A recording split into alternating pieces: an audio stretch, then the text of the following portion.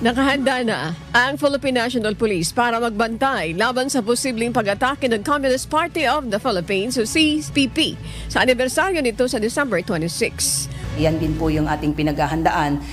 in terms of intensifying our security measures, particularly doon sa mga isolated and vulnerable police station at far-flung areas to make sure na hindi po sila mabibiktima po ng mga harassment and ambuscades dahil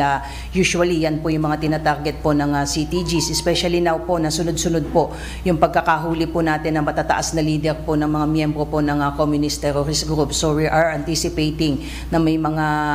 retaliatory attacks po ang gagawin nila sa atin at hindi lang sa PNP pati na rin po sa ating Armed Forces of the Philippines. Kaya pagtutulungan po bantayan ng inyong pambansang pulisya at Armed Forces of the Philippines yung ating pong mga far-flung situated po yung mga police stations po.